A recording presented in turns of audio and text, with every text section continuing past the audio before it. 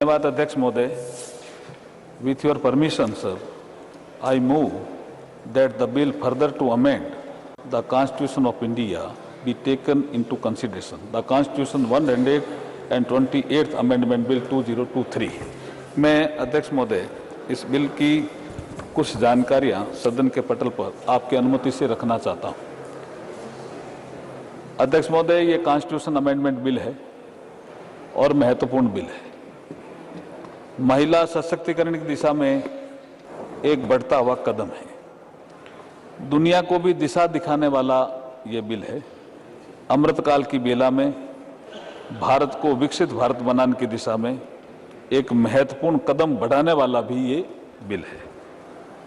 माननीय अध्यक्ष महोदय, जैसे मैंने कल जिक्र किया था कि बाबा साहब भीमराव अंबेडकर जी ने 25 नवंबर 1949 को जब संविधान बन गया था और उनका अंतिम भाषण था तो उन्होंने एक चेतावनी दी थी कि 26 जनवरी 1950 को राजनीतिक समानता तो प्राप्त हो जाएगी, लेकिन सामाजिक और आर्थिक क्षेत्र में जो असमानता रहेगी उसे आने वाली सरकारों को दूर करना होगा।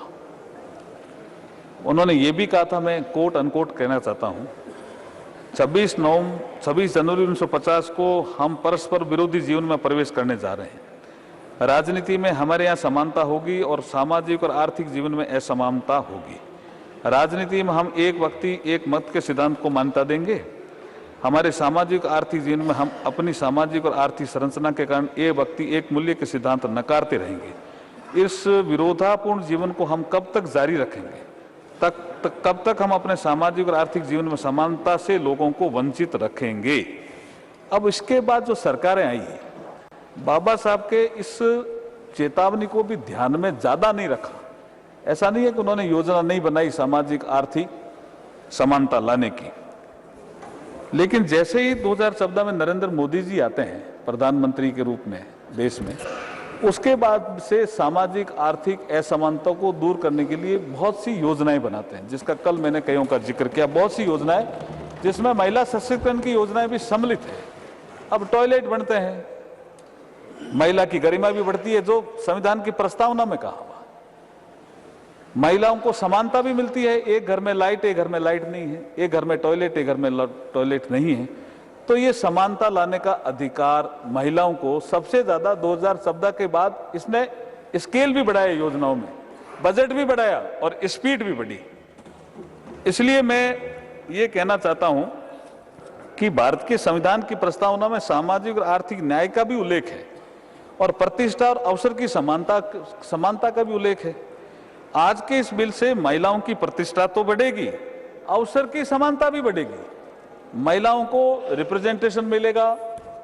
इसके महत्वपूर्ण 4 ऐसे क्लोज हैं जिनका मैं जिक्र करना चाहूंगा कि हम जो इस बिल के माध्यम से अमेंडमेंट कर रहे हैं, इसमें 4 महत्वपूर्ण क्लोज हैं। बाकी जो चर्चा होगी उसके बाद जो विषय आएंगे उसका बाद में उत्तर देने का अवसर मिलेगा, आप देंगे तो मैं दूंगा।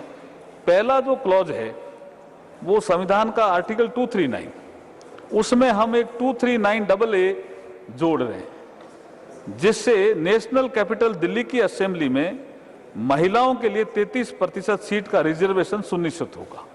ये it is a first amendment clause है इस बिल में, क्लॉज 2। फिर हम दूसरा क्लॉज 3 जोड़ रहे हैं, जिसमें 330 आर्टिकल जो संविधान का है उसमें 33A एक हम सेक्शन जोड़ रहे हैं, आर्टिकल जोड़ रहे हैं, जिसके अनुसार महिलाओं के लिए लोकसभा में 33% आरक्षण होगा। लोकसभा में ये बहुत बड़ा कदम है अध्यक्ष जी, बहुत बड़ा कदम है। और तीसरा संशोधन बिल के क्लॉज 4 के अनुसार संविधान के आर्टिकल 332 के बाद एक नया आर्टिकल 33A जोड़ा जा रहा है, जिसके अनुसार महिलाओं के लिए स्टेट लेजिस्लेटिव असेंबली में 33% सीटों का प्रावधान हम करने जा रहे हैं। और जो चौथा एक क्लॉज है 5, उसके अनुसार संविधान का आर्टिकल 334 के बाद एक नया आर्टिकल 33A जोड़ा जा रहा है, जिसके अनुसार महिलाओं के लिए ये आरक्षण जो आज ये सदन चर्चा के लिए ले रहा है, ये आरक्षण 15 सालों के लिए प्रभावी रहेगा। 15 सालों के बाद अगर इसको बढ़ाना है तो ये संसद ही तय करेगी, ये संसद को अधिकार रहेगा। और ये जो सीटें हैं जितनी आज है, जैसे जैसे सीटें बढ़ती जाएगी 33% के अनुसार महिलाओं का आरक्षण भी बढ़ता जाएगा। अब मैं थोड़ा सा कि काफी कल भी चर्चा हुई, मैं थोड़ी हिस्ट्री देना चाहता हूं कि भारतीय जनता पार्टी ने अपने राष्ट्रीय कार्यकारिणी की बैठक जो वडोदरा में हुई उसमें सबसे पहले संशोधन करके महिलाओं को सशक्त करें पार्टी में, इसके लिए 33% महिलाओं से पद भरे जाएंगे, ऐसा निर्णय किया। उसके बाद वातावरण बना, दूसरी पार्टियों में भी प्रेशर आया। अब किया कि नहीं किया मुझे पता नहीं है, लेकिन उसके बाद से भाजपा लगातार लोकसभा और राज्यसभा में 33% सीटें आरक्षित करने के लिए निरंतर प्रयास करती रही। और जब अटल जी की सरकार आई तो बिल लेकर के भी आई, कई बार सर्व समिति की बैठकें बुलाई सभी दलों की, कई बार प्रयास अटल जी ने किए। 12वीं लोकसभा के समय 98 में, 13वीं लोकसभा के समय 99 में महिला आरक्षण विधेयक लोकसभा में प्रस्तुत किया गया। और उपलब्ध रिकॉर्ड के अनुसार 1996 में 11वीं लोकसभा के दौरान एसटी देवेगौड़ा के समय भी ये पहली बार प्रस्तुत हुआ। उसके बाद ये कमेटी में चला गया और कमेटी ने रिपोर्ट दी। रिपोर्ट देने के बाद लोकसभा भंग हो गई तो वो बिल भी समाप्त हो गया। मैं ये हिस्ट्री इसलिए देना चाहता हूं कि बाद में फिर यूपीए फर्स्ट के समय 17 दिसंबर 2009 में ये जो कमेटी की रिपोर्ट आई, जो बिल इन्होंने पेश किया मनमोहन सिंह जी के समय, इस रिपोर्ट के बाद 9 मार्च 2010 को ये बिल राज्यसभा में चर्चा के लिए लाया गया। 2 दिन चर्चा हुई। चर्चा का दौरान विरोध भी काफी हुआ, कुछ सांसदों ने बिल की कॉपियां भी फाड़ी, लेकिन अंततः राज्यसभा से ये बिल पास हुआ। इसमें भाजपा का सपोर्ट था, भारतीय जनता पार्टी ने खुले मन से सपोर्ट किया था इस बिल का। राज्यसभा में चर्चा तथा पास होने के बाद 12 मार्च को अध्यक्ष जी, जैसा आप प्रक्रिया जानते हो संसदीय परंपरा की, 12 मार्च 2010 को यह बिल लोकसभा में कम्युनिकेट हो गया। लोकसभा के सेक्रेटरी जनरल ने इसको पढ़ दिया तो ये लोकसभा की प्रॉपर्टी हो गया। और जब प्रॉपर्टी हो गया तो उसके बाद कई बार हम प्रतिपक्ष में थे उस समय, हमने भी डिमांड की कि इस बिल को ले आओ, लेकिन इनको सत्ता सुख का ज्यादा विषय था, इस बिल के बारे में चिंता कम थी, इसलिए बिल लेके नहीं आए। फिर लोकसभा जैसे ही भंग हुई 18 मई 2014 को तो ये बिल भी लैप्स हो गया।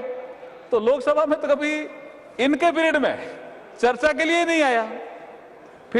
फिर मैं ये कहना चाहता हूं कि ये कल जो अननेसेसरी ये विवाद कर रहे थे, संविधान में साफ लिखा हुआ है, आर्टिकल 107 के सब आर्टिकल 5 में प्रावधान है, यदि कोई बिल लोकसभा में लंबित है तो वे लोकसभा के विघटन के साथ ही लैप्स हो जाएगा। It is a constitutional provision. तो मैं आपके माध्यम से ये कहना चाहता हूं कि ये बहुत महत्वपूर्ण बिल है। इसमें अगर सर्वसम्मति बने आपके माध्यम से तो बहुत अच्छा रहेगा।